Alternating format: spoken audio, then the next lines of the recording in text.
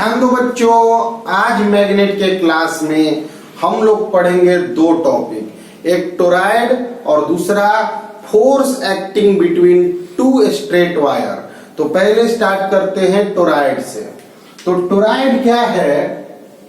पिछले क्लास में हमने पढ़ा था कि एक वायर को हेलिकल फॉर्म में लपेट दो क्लोजली, एक वायर को हेलिकल फॉर्म में क्लोज लपेट दो, इसे करंट फ्लो करवा दो, यह एक बार मैग्नेट का व्यवहार करेगा। एक wire is wound very closely in form of helix and electric current is allowed to flow through it, then structure is called solenoid and solenoid behaves as a bar magnet. Ideal solenoid क्या होता है बच्चों? Ideal solenoid होता है जब इसका length infinite long होता है। इनफाइनाइट लॉन्ग जब होगा तो बीच में कोर में, केवल कोर में ही मैग्नेटिक फील्ड होगा और बाहर में मैग्नेटिक फील्ड जीरो एज्यूम कर लेंगे।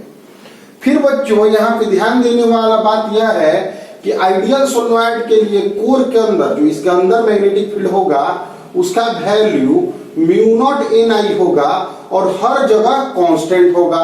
तो हम लोग के एनसीईआरटी के सिलेबस में जो भी सोलेनॉइड के न्यूमेरिकल्स प्रॉब्लम पढ़े हैं वह सभी का magnetic field mu naught N I ही हमें यूज करना है, ठीक है। और बार मैग्नेट का बिहेवियर का जो टॉपिक है वह अगले चैप्टर में हम तुम लोग को पढ़ाएंगे, इसके बाद वाले चैप्टर में जब हम बार मैग्नेट के बारे में नॉलेज देंगे। यह बात समझ गए बच्चों? अब देखो, if solenoid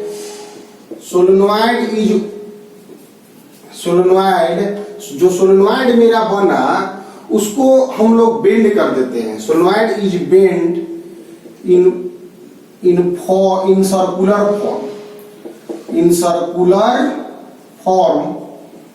form then toroid is formed.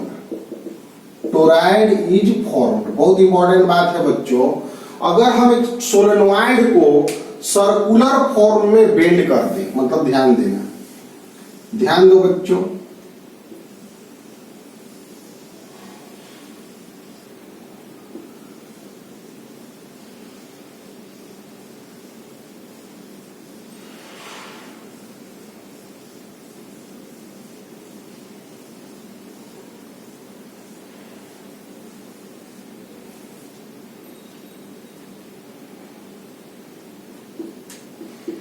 देखो यह सोलेनॉइड था, इसको हम लोग क्या किए, सोलेनॉइड ऐसे हेलिकल फॉर्म में ऐसे लपेट दिए थे। यह सोलेनॉइड था, इसको हम बेंड करके एक सर्किल बना लिए। एक सोलेनॉइड था, इसे बेंड करके एक सर्कुलर फॉर्म दे दिए, तो उस स्ट्रक्चर को हम टोरॉइड कहते हैं। अगर सोलेनॉइड को बेंड करते सर्कुलर फॉर्म में तो टोरॉइड बनेगा। अगर एक सोलेनॉइड को सर्कुलर फॉर्म में बेंड कर दें तो क्या बनता है बच्चों? टोरॉइड बनता है। क्लियर है? यह जो स्ट्रक्चर हुआ टोरॉइड का हुआ। यहाँ पर वायर को एकदम नजदीक लपेट दिया गया है। अब यहाँ पे कॉन्सेप्ट यह है कि इसके चलते मैग्नेटिक फील्ड क्या आएगा? करंट तो आई से बह रहा है, ठीक ना बच्चों। तो ध्यान देने योग्य बात यह है कि इनसाइड टोरॉइड अगर हम बात करें, इनसाइड टोरॉइड में इधर अंदर कोई पॉइंट बात करें तो अंदर जब एम्पियर्स लॉ लगाएंगे तो क्लोज लूप बनाएंगे और अंदर में कोई करंट नहीं है। जब अंदर में अगर हम कोई पॉइंट चुनते हैं, मान लो एक पॉइंट चुनते हैं ए और अंदर में एक एम्पियर्स लॉ बनाते हैं तो इनसाइड करंट जीरो है। देखो टोरॉइड या सोलेनॉइड के चलते जो मैग्नेटिक फील्ड निकाला जाता है वो एम्पियर सर्क्यूटल लॉ से निकाला जाता है। B dot dl mu naught into total inside current. और यहाँ पर जो I इनसाइड है, जो अंदर करंट है वो क्या है? जीरो है। अंदर में कोई तो करंट है नहीं, इस स्ट्रक्चर के अंदर कोई करंट नहीं है, तो I इनसाइड जीरो हो गया, टोटल इनसाइड करंट जीरो हो गया, तो मैग्नेटिक फील्ड इनसाइड में क्या है बच्चों, 0 है। तो किसी भी टोराइड जो स्ट्रक्चर टोराइड का दिख रहा है उसके अंदर में कोई पॉइंट पर मैग्नेटिक फील्ड क्या होता है, 0 होता है।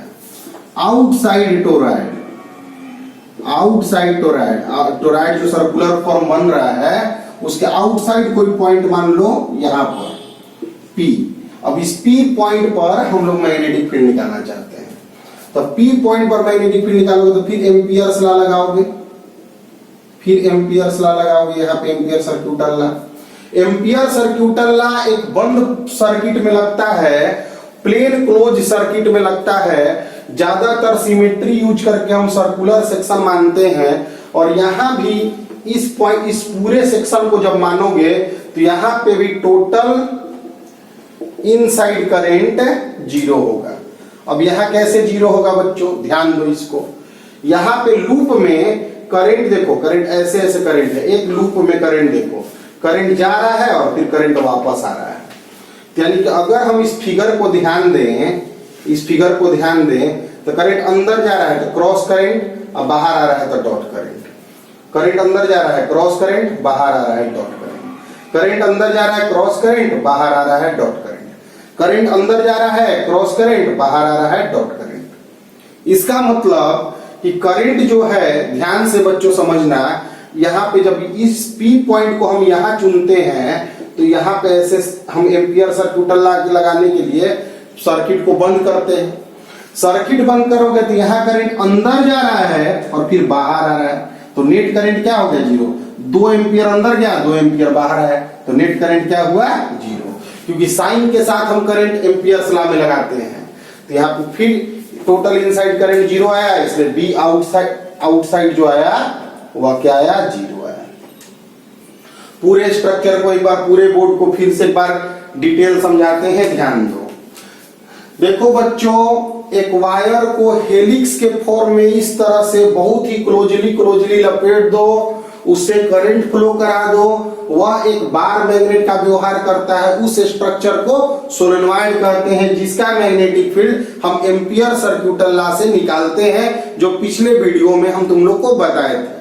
उसके बाद जो सोलेनॉइड मेरा बना, जो सोलेनॉइड हेलिकल फॉर्म में ऐसे करके हम बनाए, उस सोलेनॉइड को बेंड करो एक सर्कुलर फॉर्म में तो टोराइड बन गया। जो सोलेनॉइड मेरा बना, उस सोलेनॉइड को बेंड कर दो एक सर्कुलर फॉर्म में तो क्या बना बच्चों, टोराइड बना। ठीक है, तो टोराइड बन गया। तो टोराइड में अंदर देखो, टोराइड एक सर्कुलर शेप बना इस तरह से, तो यहाँ पे एक अंदर पॉइंट होगा, एक बाहर पॉइंट होगा। तो अंदर पॉइंट जब लिए तो एम्पियर्स लॉ लगाने के लिए परिपथ को बंद किए, सर्किट बंद किए, तो बंद किए एम्पियर्स लूप लेकर, तो अंदर में कोई करंट ही नहीं था, तो मैग्नेटिक फील्ड अंदर में 0 आ गया। बाहर कोई पॉइंट लिए तो यहाँ भी टोटल करंट 0 है। यहाँ पे करंट 0 इसलिए क्योंकि अंदर कोई करंट दिख ही नहीं रहा है, और यहाँ पे करंट इसलिए 0 है इस लूप में, इस एम्पियर्स लूप में, क्योंकि करंट जा रहा है 2 एम्पियर, आ रहा है 2 एम्पियर, जा रहा है 2 एम्पियर, आ रहा है 2 एम्पियर, तो नेट करंट 0 है। इसलिए आउटसाइड पॉइंट पर भी मैग्नेटिक फील्ड क्या है बच्चों, 0 है। अब इसको हटाते हैं, नोट कर लोगे। बहुत ही इंपॉर्टेंट बात बता रहे हैं, ध्यान पूर्वक मेहनत से समझना है, नोट करोगे। थोड़ा रिपीट कर लेना। सोलेनॉइड के बारे में बताए थे, सोलेनॉइड को बेंड करके सर्कुलर फॉर्म कर दोगे, टोराइड बनेगा। टोरॉइड के अंदर किसी पॉइंट पर मैग्नेटिक फील्ड 0 होता है, टोरॉइड के बाहर किसी पॉइंट पर मैग्नेटिक फील्ड 0 होता है, और दोनों का रीजन है कि नेट करंट अंदर में 0 होता है। इसमें तो कोई करंट दिख ही नहीं रहा है अंदर में, यहाँ पे करंट दिख रहा है, कुछ करंट अंदर जा रहा है, कुछ करंट बाहर आ रहा है, इसलिए नेट करंट 0 हो जा रहा है। हटाएं इसे। अब देखो बच्चों, अब टोरॉइड के कोर में मैग्नेटिक फील्ड हम लोग निकाल रहे हैं। देखो ध्यान से, मेहनत से पूरे कोर्स को फील के साथ, मेहनत के साथ समझना है बच्चों। ध्यान दो, मैग्नेटिक फील्ड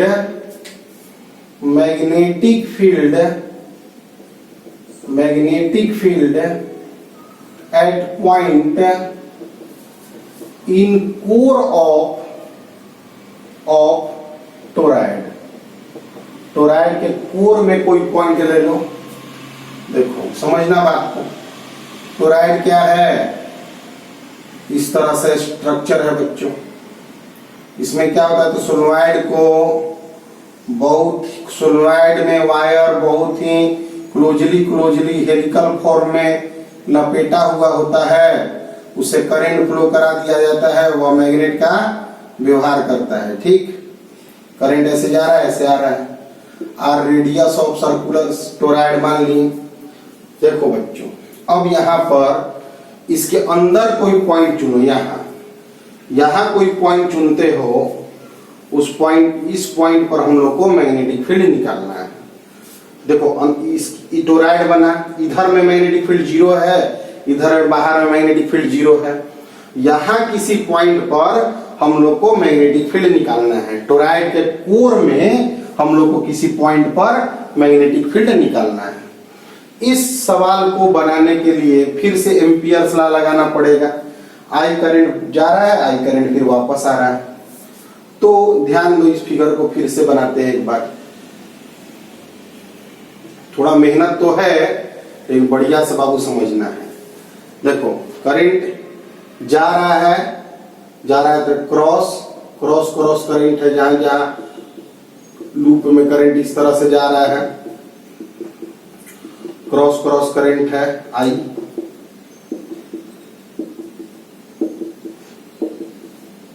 क्रॉस करंट का मतलब क्या है बच्चों, अंदर करंट जा रहा है। देखो ऐसे गोल लपेटे हैं हम, ऐसे गोल लपेटे हैं, लूप बनाए ऐसे गोल लपेटे हैं ना, तो करंट आई जा रहा है और आई ही वापस आ रहा है। तो वापस आ रहा है यहाँ से आई आपको वापस आ रहा है। ठीक है बाबू, पूरा ध्यान पूर्वक, पूरा मेहनत से सब बात को समझना है बच्चों। यही आई तुम्हारा वापस आ रहा है। ठीक है, इसीलिए जितना करंट अंदर जा रहा है उतना ही करंट बाहर आ जा रहा है, इसलिए बाहर पॉइंट पे 0 था। यहाँ पे जब हम एक पॉइंट लेते हैं P, तो इसके लिए एम्पियर्स लूप बनाएंगे। एम्पियर्स लूप बना लिए, R मान लिए या रेडियस हो गया। ठीक, अब समझो यहाँ पे देखो, late P be a point in core of toroid। ठीक है, consider amperes loop such that P lies at surface of loop, ठीक है बच्चों। I मान लिए करंट फ्लोइंग थ्रू टोरॉइड से करंट फ्लो कर रहा है आई। ठीक, या आई करंट बह रहा है। एन मानिए नंबर ऑफ टर्न्स। ठीक है, अब देखो करंट है ऐसे, देखो ध्यान दो, करंट है ऐसे, करंट ऐसे बाहर आ रहा है डॉट, और यहाँ पॉइंट है P। ठीक, यहाँ पॉइंट P है, करंट ऐसे है R इधर, तो I से R की ओर, I पे हाथ रखते R की ओर घुमाते हैं, तो मैग्नेटिक फील्ड इस तरह आया। मतलब मैग्नेटिक फील्ड यहाँ टेंजेंशियल आएगा सब पॉइंट पर। लूप के हर एक पॉइंट पर मैग्नेटिक फील्ड टेंजेंशियल आएगा। वैसे भी एक बात जान लो बच्चों, एक बात याद ही कर लो कि जब करंट ऐसे या क्रॉस या डॉट हो और यहाँ पे एक सर्कुलर सेक्शन हो, इस पॉइंट पर मैग्नेटिक फील्ड का डायरेक्शन ऐसे होगा, इस पॉइंट पर मैग्नेटिक फील्ड का आर ऐसे होता है तो आर पे ऐसे परपेंडिकुलर रहता है, आर ऐसे होता है इस पे परपेंडिकुलर होता है। मतलब मैग्नेटिक फील्ड हमेशा टेंजेंशियल होता है। और इसे भी जानते हो तुम, एम्पियर सर्क्यूटल लॉ एप्लीकेबल होता है जब मैग्नेटिक फील्ड यहाँ टेंजेंशियल हो। इसलिए यूजफुल, सॉरी एप्लीकेबल नहीं, यूजफुल। तो यूजफुल करना भी है हमको, टेंजेंशियल चाहिए भी, तो सभी पे मैग्नेटिक फील्ड ऐसे ऐसे आ रहा है बच्चों। अब लूप का एक डायरेक्शन ऐसे चुन लो, ठीक ना। इसे हटाते हैं, ध्यान से समझना, इसको नोट कर लेना बच्चों।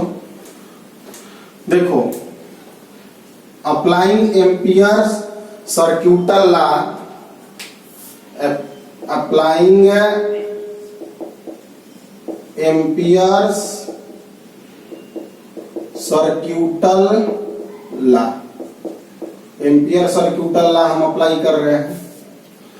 तो integral of B dot D L, linear integral of magnetic field over a close surface, mu naught time total inside current, total inside current. तो बी लिख देंगे और डीएल, बी कांस्टेंट है, बी डीएल cos 0 यहां लिखेंगे और total current आएगा mu naught N I. एक लूप में आई करंट है बच्चों, इस लूप के अंदर जय बार लपटाया है, यहां करंट आई, यहां करंट आई, यहां करंट आई, यहां करंट आई, यहां करंट आई, सब करंट आई और टोटल एन बार लपटाया है। तो एन बार लपटाया है तो टोटल करंट क्या हो जाएगा, एन आई। बी यहां पे लिख दिए, टोटल लेंथ क्या आ गया इसका, 2 pi R mu naught N I. B बराबर mu naught N I by 2 pi R. R जहां पर रेडियस ऑफ सोलेनोइड होता है, इसमें थोड़ा सा कंफ्यूजन क्रिएट होता है, रेडियस ऑफ टोराइड होता है। यहां पे कंफ्यूजन क्या क्रिएट होगा बच्चों कि सोलेनोइड टोराइड जो होता है उसके तो 2 रेडियस होते हैं, एक इनर रेडियस, एक आउटर रेडियस। ठीक, थिकनेस जो टोराइड का है उसको डी मान लो, डी, और रेडियस मान लो आर। तो डी जो है for ideal toroid, ideal toroid के लिए डी जो है बहुत बहुत छोटा है रेडियस ऑफ टोराइड से, इसलिए इस डी का जिक्र नहीं होता है कि क्या यह थिकनेस है, इसका जिक्र नहीं होता है। यह जो आर है वो एक्चुअली रेडियस ऑफ टोराइड ही मान लिया जाता है। बस कुछ है नहीं इसमें special, B dot D L mu naught N I लिख देंगे और उसके अनुसार हम लोग आगे इसमें बना लेंगे। अब एक छोटा सा टॉपिक हम तुम लोग को आगे बताते हैं, इसको पहले नोट कर लोगे। तो टोराइड क्या है पूरा डिटेल वर्जन में बात समझा दिया गया है। बोर्ड में टोराइड और सोलेनोइड के कॉन्सेप्ट बहुत ही पूछे जाते हैं, इसलिए ध्यान से, मेहनत से, बहुत ही ध्यान और मेहनत से इसको बच्चों पढ़ना है। अब आगे देखो, आगे मेरा टॉपिक क्या है जो आज की क्लास का इंपॉर्टेंट टॉपिक है, force acting between two current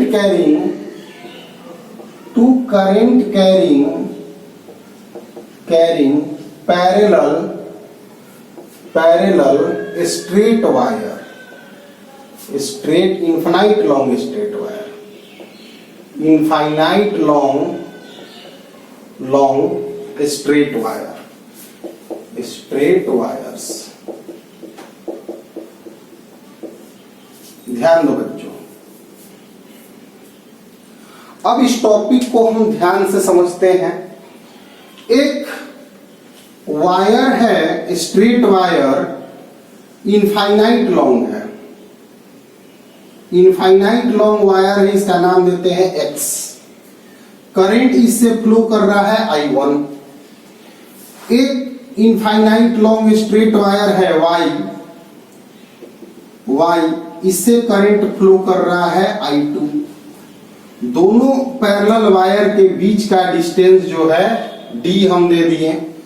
अब करंट कैरिंग वायर के दोनों में करंट फ्लो करने के कारण क्या सिचुएशन होगा कि जिनके कारण इनके बीच फोर्स लगेगा, वह सभी बातें हमें सीखना है। सबसे पहले जब बोर्ड एग्जामिनेशन में हम आंसर देते हैं, सबसे पहले डायग्राम ड्रा करते हैं और उसके बारे में लिखते हैं।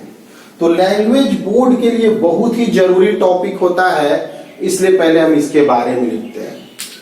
Let x and y be two parallel infinite long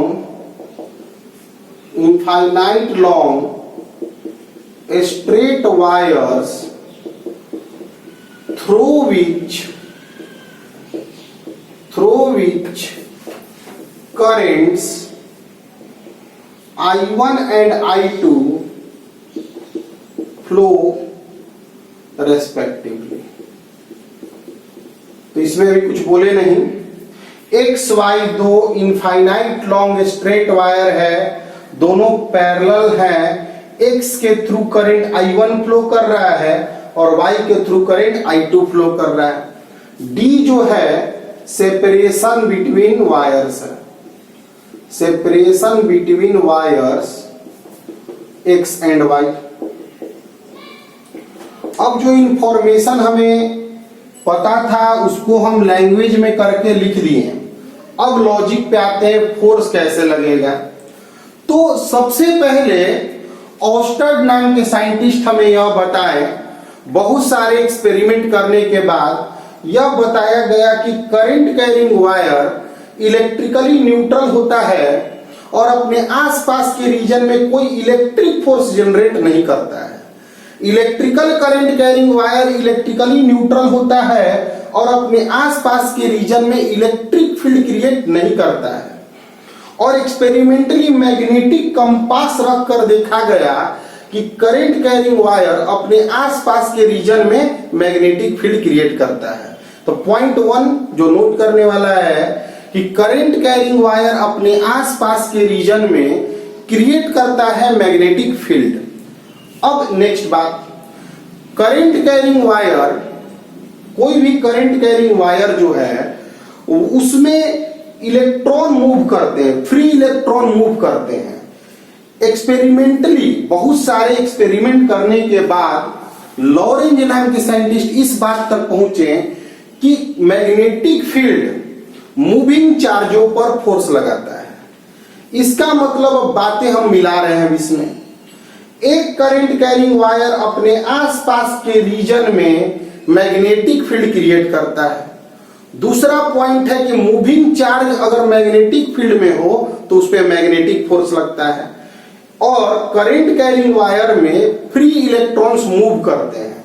यानी अगर हम बोले कि यह वायर अपने आसपास के रीजन में मैग्नेटिक फील्ड क्रिएट किया होगा तो इस वायर के मूविंग इलेक्ट्रॉन्स पर फोर्स लगाएगा। इससे यह पता चला, दो बातें हम जो नोट पॉइंट है इस क्वेश्चन को करने के लिए, कि current carrying wire magnetic field create करता है और मैग्नेटिक फील्ड में रखे हुए करंट कैरिंग वायर पर फोर्स लगता है। करंट कैरिंग वायर अपने आसपास के रीजन में मैग्नेटिक फील्ड क्रिएट करता है, पॉइंट 1। और पॉइंट 2 है कि मैग्नेटिक फील्ड में रखे हुए करंट कैरिंग वायर पर मैग्नेटिक फोर्स लगता है। तो अब हमारा यह करंट कैरिंग वायर अपने आसपास के क्षेत्रों में मैग्नेटिक फील्ड क्रिएट किया है। कितना किया है इस वायर के पास मैग्नेटिक फील्ड? इसे निकालने के लिए दो साइंटिस्ट बायोट-सावर्ट लॉ और एम्पियर सर्क्यूटल लॉ से हम एक्सप्रेशन पढ़े हैं। तो एक्सप्रेशन क्या होगा? Magnetic field at distance d, magnetic field at distance d from wire x due to wire x, due to current in wire x, wire x से d distance पर क्या मैग्नेटिक फील्ड होगा? Wire x में current के कारण। तो B बराबर आ गया म्यू नॉट I1 2 पाई d। Infinite long straight wire का मैग्नेटिक फील्ड का फॉर्मूला हम पढ़े हैं। मैग्नेटिक फील्ड का फॉर्मूला यह होता है इनफाइनाइट लॉन्ग स्ट्रेट वायर के चलते mu naught I by 2 pi r, यहाँ पे डिस्टेंस d है, d लिख दिए। अब पॉइंट यह है कि डायरेक्शन कैसा होगा? करंट कैरिंग वायर को राइट हैंड में पकड़ते हैं, अंगूठा थंब जो है करंट का डायरेक्शन देता है, अंगुली किधर मुड़ रहा है? अंदर। इस साइड में मैग्नेटिक फील्ड जो होगा अंदर होगा, बी मैग्नेटिक फील्ड ऐसे अंदर होगा, अंदर की ओर मैग्नेटिक फील्ड होगा। इस वायर के चलते जो मैग्नेटिक फील्ड यहाँ होगा अंदर की ओर होगा, तो सब जगह अंदर की ओर मैग्नेटिक फील्ड आ गया। ठीक है। अब इस मैग्नेटिक फील्ड के कारण इस वायर पर फोर्स लगेगा। देखो बच्चों, इस पे क्या क्या सेम केस बना।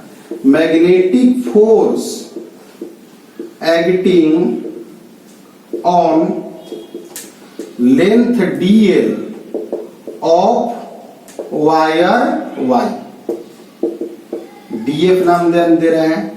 df नाम इसलिए दे रहे हैं बच्चों क्योंकि dl लेंथ पर हम फोर्स देख रहे हैं। तो लिखेंगे फोर्स का फॉर्मूला हम लोग लाए थे, F बराबर ILB साइन थीटा, या पीछे हम पढ़े हैं। तो करंट क्या है I2, लेंथ क्या लिए हैं तो DL, B क्या है B साइन 90 डिग्री। क्यों 90 डिग्री? करंट ऐसे बह रहा है और मैग्नेटिक फील्ड अंदर है, करंट ऐसे बह रहा है और मैग्नेटिक फील्ड परपेंडिकुलरली अंदर है, तो दोनों के बीच में एंगल क्या बना 90 डिग्री। तो DF बराबर आया I2 DL, B का value mu naught I1 by 2 pi D। इससे यह सीखने को मिला बच्चों कि दो infinite long parallel straight wire होंगे तो एक वायर अपने आसपास के रीजन में मैग्नेटिक फील्ड क्रिएट करेगा, उस मैग्नेटिक फील्ड का वैल्यू हम जानते हैं, और मैग्नेटिक फील्ड में रखे हुए वायर पर फोर्स लगेगा और उस फोर्स का भी फॉर्मूला हम जानते हैं। तो लिख दिए। अब लॉजिक बहुत सिंपल दिखने लगा। दो वायर एक दूसरा करीब रखा हुआ था, एक वायर मैग्नेटिक फील्ड क्रिएट किया और मैग्नेटिक फील्ड में रखे हुए तार पर फोर्स लगेगा, करंट कैरिंग वायर पर फोर्स लगेगा। इसको नोट कर लो, आगे बढ़ाते हैं इसको। एक स्क्रीनशॉट लेके नोट कर लेना है। देखो अब आगे, देखो आगे अब मेरा आया क्या,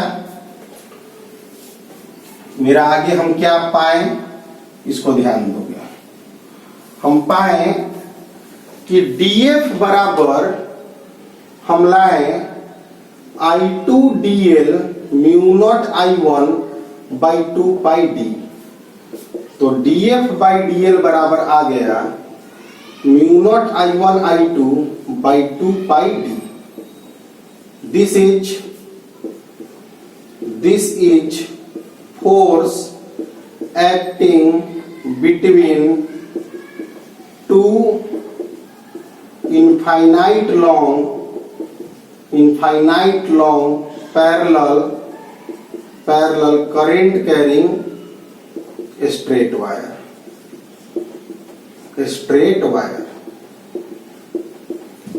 यह तो तुम समझ ही रहे हो कि एक्शन रिएक्शन पेयर होगा, मतलब यह वायर इस पे फोर्स लगाएगा तो यह वायर भी सेम तरीका से भी इस पे फोर्स लगाएगा और सेम वैल्यू का लगाएगा। यह वायर भी अपने आसपास के क्षेत्रों में मैग्नेटिक फील्ड क्रिएट करेगा और मैग्नेटिक फील्ड में रखे इस तार पर भी फोर्स लगेगा। तो एक्शन रिएक्शन पेयर होगा। एक्शन रिएक्शन पेयर का खासियत इक्वल और अपोजिट होता है, लेकिन दो अलग बॉडीज पे लगता है। इसके चलते इस पे लगा, इसके चलते इस पे लगेगा। ठीक, क्लियर है बच्चों? अब थोड़ा डायरेक्शन का बात कर ले रहे हैं इसमें। यह करंट ऐसे था, इसको हम राइट हैंड में पकड़े, उंगली अंदर मुड़ गया तो मैग्नेटिक फील्ड अंदर दिखा दिए। इस वायर पे मैग्नेटिक फील्ड अंदर था और करंट ऐसे था। फोर्स का वैल्यू जब हम पीछे वीडियो में पढ़ाए हैं तो आइडियल क्रॉस बी होता है, आइडियल क्रॉस बी। तो ध्यान दो, आइडियल किधर है? ऊपर। करंट एलिमेंट का डायरेक्शन वाई में किधर है? ऊपर। और मैग्नेटिक फील्ड आया है अंदर।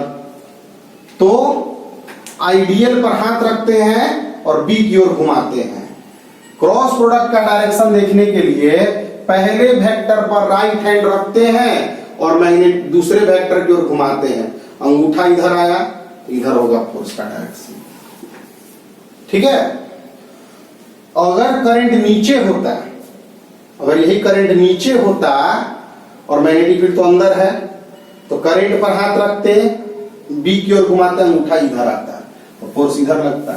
मतलब सेम डायरेक्शन करंट है तो फोर्स अट्रैक्शन कर रहा है, और अपोजिट डायरेक्शन करंट होता तो फोर्स रिपल्सन करता है। यह नोट पॉइंट है बच्चों। फिर से एक बार सुन लो, फोर्स का डायरेक्शन देखने के लिए आइडियल क्रॉस बी देखना होता है। इस वायर में करंट, इस वायर पर इसके चलते फोर्स लग रहा है, किधर लग रहा है यह देखना है। तो किधर लग रहा है देखने के लिए करंट है ऊपर, मैग्नेटिक फील्ड है अंदर। तो करंट पर हाथ रखते हैं और मैग्नेटिक फील्ड की ओर घुमाते हैं। करंट पर हाथ रखते हैं, मैग्नेटिक फील्ड अंदर है, घुमाते हैं, अंगूठा जिधर आएगा उधर फोर्स लगेगा। तो फोर्स इधर लगा। इसका मतलब दोनों में सेम डायरेक्शन करंट था तो फोर्स अट्रैक्शन हुआ। यही करंट अपोजिट रहता, मतलब ऐसे ऐसे करंट है तो दोनों वायर एक दूसरा को अट्रैक्ट करेगा। और यही अगर ऐसे एक रहता करंट और एक करंट ऐसे होता तो रिपल्सन होगा। ठीक है बच्चों, if current flows in same currents flow in same direction then force is attractive, force कैसा होगा, अट्रैक्टिव होगा। And if current flows in opposite direction, parallel wires में, यह बात यहां से समझ रहे हो, अंडरस्टूड बात है, opposite direction then force is repulsive, force is repulsive. और यह फोर्स कैसा फोर्स है बच्चों, मैग्नेटिक फोर्स है। यह फोर्स कैसा है, तो मैग्नेटिक इफेक्ट के कारण आ रहा है, इसलिए इसे मैग्नेटिक फोर्स कहेंगे। नोट कर लो इसको। अब इसी क्वेश्चन में, बोर्ड एग्जामिनेशन में जब यही सवाल आता है तो इसके साथ एक क्वेश्चन और पूछता है कि मैग्नेट के हिसाब से 1 एम्पियर को डिफाइन करो। मैग्नेट के हिसाब से 1 एम्पियर का डिफिनीशन दो। तो डिफिनीशन हम खुद बनाते हैं बच्चों, दूसरे के बेसिक पर अगर हमें कोई टॉपिक को डिफाइन करना होता है तो उसके अनुसार हम डिफिनीशन बनाते हैं। Mu naught I1 I2 by 2 pi d। अगर I1 बराबर I2 बराबर 1 एम्पियर हो, D बराबर 1 मीटर हो, तो dF by dL बराबर आ जाएगा म्यू नॉट का value 4 pi 10 to the power -7। Mu naught absolute permeability होता है, कांस्टेंट होता है, जिसका value 4 pi into 10 to the power -7 होता है। 2 पाई लिखेंगे तो 2 into 10 to the power -7 newton per metre. अब 1 एम्पियर का डिफिनीशन हम दे रहे हैं। देखो,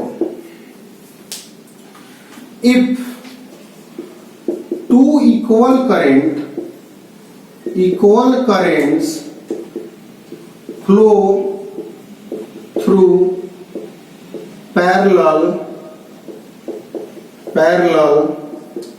infinite long straight wires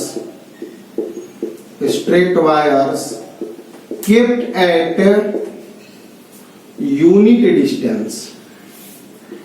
दो parallel infinite long straight wire हैं, उनके बीच इक्वल करंट बह रहा है, उनमें इक्वल करंट बह रहा है, और उनके बीच का जो डिस्टेंस है वह भी यूनिट डिस्टेंस है। डिस्टेंस यूनिट कर दो और इक्वल करंट बहा दो। 2 equal current flows through parallel infinite long straight wires kept at unit distance and force per unit length between them. Force per unit length between them is 2 into 10 to the power -7 Newton per meter। Then current in each wire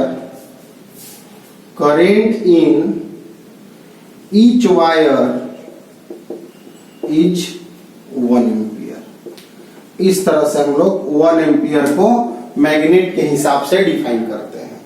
board examination में पूरा सवाल पूछता है कि दो parallel infinite long straight wire के बीच force क्या होगा, डायरेक्शन फोर्स का कैसा होगा, सेम डायरेक्शन में फोर्स कैसा होगा, अपोजिट डायरेक्शन करंट के लिए फोर्स कैसा होगा, 1 एम्पियर को डिफाइन करो। तो इक्वल करंट बहा यूनिट डिस्टेंस पे रखे हुए वायर के लिए force per unit length 2 into 10 to the power -7 newton per metre आया, तो करंट एक वायर में 1 एम्पियर होगा, दोनों वायर में। इसको बच्चों नोट कर लोगे, बहुत ही इंपॉर्टेंट सेक्शन है। अब आगे छोटा सा न्यूमेरिकल बता के क्लास को समाप्त करते हैं। ध्यान से, मेहनत से चीजों को बस समझना है कि हर चीज जान सको, मेहनत कर सको। ध्यान दो बच्चों, एक वायर है इनफाइनाइट लॉन्ग वायर है, इस वायर का नाम P दे देते हैं। 1 एम्पियर करंट बह रहा है, इसमें भी 1 एम्पियर करंट बह रहा है, इस वायर का Q नाम दे देते हैं, और इसमें एक R नाम दे देते हैं, और 1 एम्पियर करंट बह रहा है। Find force per unit length of wire Q. Wire Q पर इसके चलते भी फोर्स लगेगा, इसके चलते भी फोर्स लगेगा। इन दोनों में डायरेक्शन सेम है तो अट्रैक्शन होगा, यानी इधर फोर्स लगेगा पी के चलते फोर्स। और इन दोनों में अपोजिट डायरेक्शन है, इसलिए फोर्स क्या होता है अपोजिट में, रिपल्सन। यानी आर के द्वारा क्यू रिपल्सिव होगा इधर, तो एफ आर इधर लगेगा। दोनों फोर्स एक ही डायरेक्शन में हो गया, तो नेट फोर्स ऑन क्यू क्या आएगा बच्चों, F P plus F R. क्या आएगा, तो force on Q per unit its length. तो फॉर्मूला लिखेंगे mu naught I1 I2 by 2 pi d, किसके द्वारा बच्चों, पी के द्वारा, और plus mu naught I1 I2 2 pi d किसके द्वारा, क्यू के द्वारा। वैल्यू पुट कर देना, I1 I2 वैल्यू चेंज करेगा, डी जो दिया रहेगा उसके अनुसार लिख लेंगे।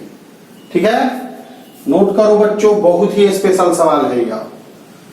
अगर कंपटीशन में तुम जाते हो, इसे तो बोर्ड में सवाल आते हैं, कंपटीशन में अगर जाते हो तो सवाल ऐसे आते हैं। वायर है, इनफाइनाइट लॉन्ग है, इसमें करंट फ्लो कर रहा है I1, यहां वायर है ऐसे, करंट फ्लो कर रहा है I2। पहला पोजीशन है ए डिस्टेंस है, और दूसरा पोजीशन है बी डिस्टेंस। इसको हम लोग बोल देते हैं वायर P, इसे बोल देते हैं wire Q। Find force on wire Q। अब सोचो बच्चों, यह वायर अपने आसपास के रीजन में मैग्नेटिक फील्ड क्रिएट करेगा, और उस मैग्नेटिक फील्ड में रखे हुए करंट कैरिंग वायर पर फोर्स लगेगा। लेकिन हो गया सवाल बहुत स्पेशल, क्योंकि कोई भी इनफाइनाइट लॉन्ग स्ट्रेट वायर के आर डिस्टेंस पर मैग्नेटिक फील्ड का formula mu naught I by 2 pi r होता है। लेकिन यह वायर ऐसे रखा हुआ है परपेंडिकुलरली कि डिस्टेंस जो r है वह बदलते जा रहा है a से b तक। तो a से b तक, यानी a पॉइंट से b पॉइंट तक बदल रहा है, यानी कंटिन्यूअस समेशन है। और कंटिन्यूअस समेशन के लिए यूज होता है इंटीग्रेशन। मतलब r यहां हो गया है वेरिएबल, तो हम यूज करेंगे इंटीग्रेशन। तो क्या करेंगे बच्चों, x डिस्टेंस पर एक छोटा सा एलिमेंटल लेंथ dx मान लेंगे। ध्यान दो बच्चों, उस छोटे लेंथ पर फोर्स निकाल कर उसका इंटीग्रेशन कर देंगे। जब दोनों पैरेलल वायर था तो कोई d वेरिएबल नहीं था, तो इसके चलते मैग्नेटिक फील्ड निकाल कर mu naught I dl b लिख दे रहे थे।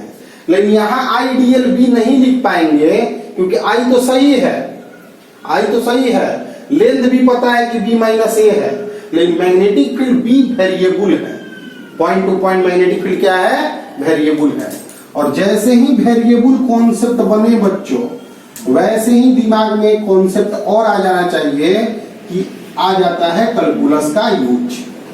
लिखते हैं, देखो, consider N elemental length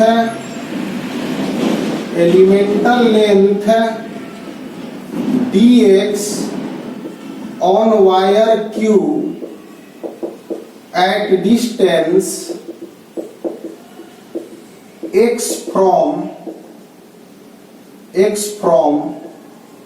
wire p।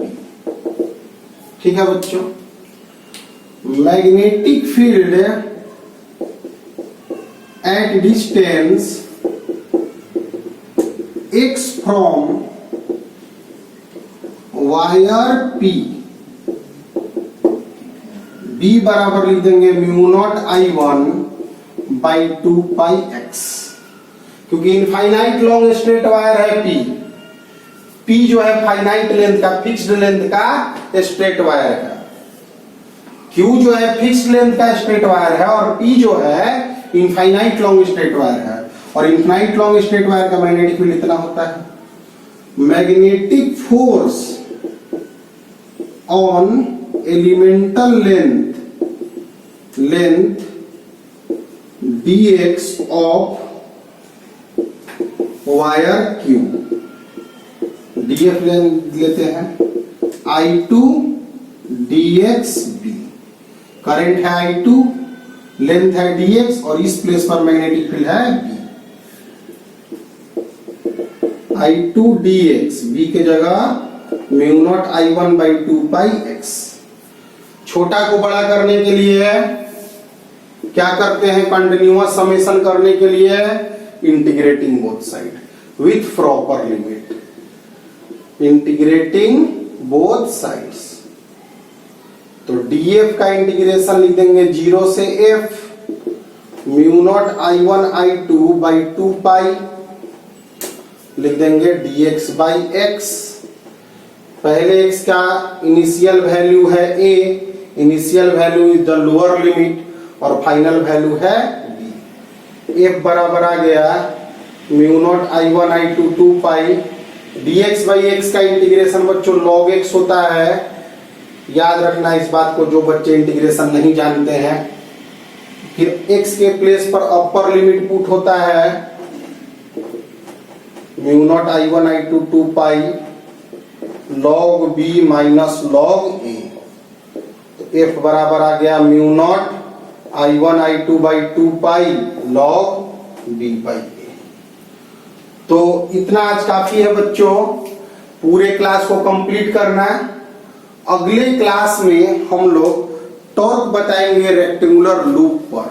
तब तक के लिए मेहनत करते रहो बच्चों और पूरे एनसीईआरटी को कॉन्सेप्ट को रीडिंग जरूर दो। ठीक है बच्चों।